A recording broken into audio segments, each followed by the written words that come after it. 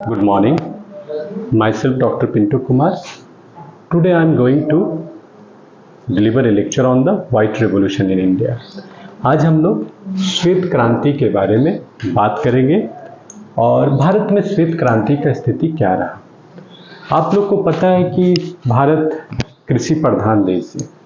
जहाँ बहुत ज़्यादा कृषि होगी वहाँ बहुत ज़्यादा मवेशियों की संख्या होगी, क्योंकि एनिमल एलाइड एक्टिविटीज है एग्रीकल्चर को, एनिमल एंड हस्बेंड्री एक्टिविटीज, पशुपालन, कृषि एंड पशुपालन उद्योग। पशुपालन कृषि का एक क्योंकि कृषि में जो भी बहुत कुछ प्रोडक्शन होता है उसमें कृषि की जरूरत के लिए हल के रूप में बैल का प्रयोग, गाय का प्रयोग, उसके बहुत से फॉडर्स हैं जो निकलते हैं उसको खिलाने पिलाने में। इसलिए भारत जो है सबसे ज्यादा पशुओं का संख्या है भारत में। लेकिन भारत में बहुत पहले जो पशु की संख्या थी उसका उस तरह का वैज्ञानिक का तरीके से कभी लाभ नहीं लिया गया, यूटिलाइज नहीं हुआ, वैज्ञानिक तरीके से उस तरह का प्रबंधन नहीं हुआ, इस तरीके से व्यवस्थित नहीं हुआ, जिसकी वजह से था हमारे यहाँ पशु होते हुए भी हमें क्या खिलाना चाहिए जिससे अच्छा मीट और दूध का प्रोडक्शन हो। इस बात को पहले बहुत लोग ध्यान नहीं देते।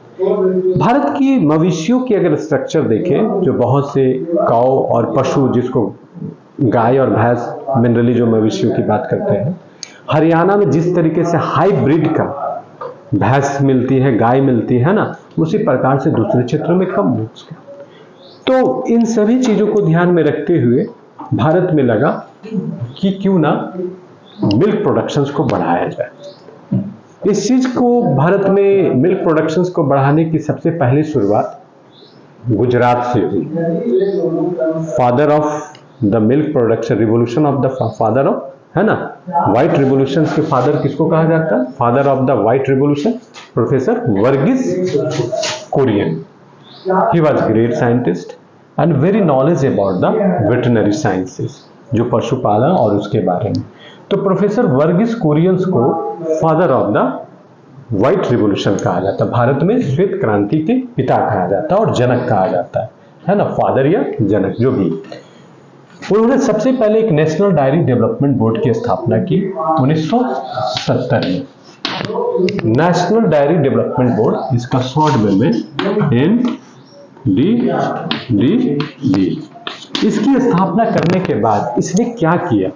इसने जो छोटे छोटे लेवल पर मिल्क का, जैसे मान लो अब यहीं पर देखते हो किसी के यहाँ 10 गाय है, किसी के यहाँ 20 गाय है, किसी के यहाँ 25 गाय, इन सबों को एक छोटे छोटे लेवल पर मिला के कोऑपरेटिव सोसाइटी बना दिया कि आपस में सभी लोग जो एक्स्ट्रा दूध का प्रोडक्शन हो रहा है वो एक जगह एक सोसाइटीज में जमा करिए और उस मिल्क के प्रोडक्शंस का उसको प्रमोटेड कोऑपरेटिव सोसाइटी।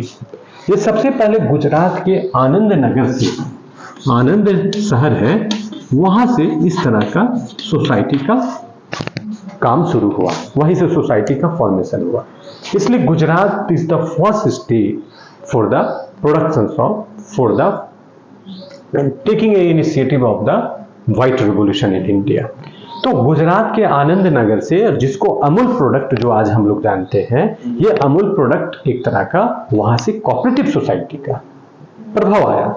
हम लोग बिहार में तो बहुत सा सुधा उधा का जानते हैं ना, this is the one of the result that we are just talking. तो उसने नेशनल डायरी डेवलपमेंट बोर्ड बनाया, तो प्रमोटेड कोऑपरेटिव सोसाइटीज बहुत से शहरों में छोटे छोटे लेवल पर जो होते था मिलाकर अब मिलियंस ऑफ टन, सैकड़ों लीटर टन, 1000 लीटर, जो पहले दूध बहुत बर्बाद होता था उस प्रोडक्शन को ये होने लगा। हाँ, तो इस प्रकार से इसको कहा गया। मेनली व्हाइट रिवोल्यूशन पर आने के पहले हम पहले ये समझ जाए कि इसका उद्देश्य क्या था।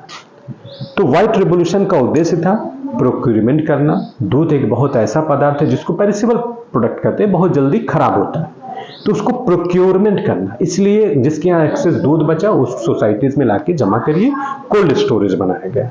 प्रोक्योरमेंट करना, ट्रांसपोर्टेशन बहुत आसानी से करना, पता चला ट्रांसपोर्टेशन में इस तरीके से कर रहे हैं जो फट गया दूध, ट्रांसपोर्टेशन करना, प्रोक्योरमेंट करना, स्टोरेज करना, है ना। और उसके बाद फिर कैटल्स की जो प्रजातियां हैं, मवेशियों की प्रजातियों को उन्नत करना, उन्नत बनाना, उन्नत प्रोडक्शंस को उस तरीके से बनाना, है ना। Wide varieties of milk product, और बहुत तरह का वेराइटीज को, मिल्क प्रोडक्ट को आगे बढ़ाना, और उसके साथ साथ जो इसका उद्देश्य है ना, प्रोक्यूरमेंट, स्टोरेज करना है ना, ट्रांसपोर्टेशन,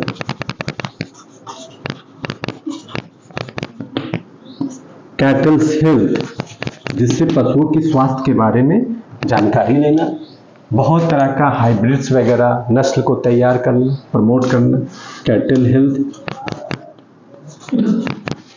फिर उसके बाद डिफरेंट टाइप्स की मिल्क प्रोडक्ट्स को बनाना, जिससे मार्केट में बहुत सारे, जैसे आप देखिए ना अमूल का हर तरह का प्रोडक्ट है, घी भी है ना, दही भी है, आइसक्रीम भी है, इस तरह का बहुत से प्रोडक्ट को, डिफरेंट प्रोडक्ट को तैयार करना। उसके बाद डिफरेंट टाइप्स के हाइब्रिड जो कैटल्स होते, कैटल्स में हाइब्रिड नस्ल को तैयार करना। यह उद्देश्य था व्हाइट रेवोल्यूशन को शुरू करने के पहले जो नेशनल डायरी डेवलपमेंट बोर्ड बनाया गया। इस बोर्ड के द्वारा डिफरेंट टाइप्स के रिसर्च के द्वारा, शोध के द्वारा और आंकड़े जुटाकर इस तरह का कोऑपरेटिव सोसाइटी बनाना, जिसका उद्देश्य था कि प्रोक्यूरमेंट करना, स्टोरेज करना, डिफरेंट टाइप्स के मिल्क के प्रोडक्ट्स को बढ़ाना। और इस प्रकार से ये करने के बाद भारत में शुरू हुआ। देखिए भारत में जो फ्लड रेवोल्यूशन ये आया, व्हाइट रेवोल्यूशन आया, इसको वर्गीस कुरियन ने नाम दिया फ्लड रेवोल्यूशन।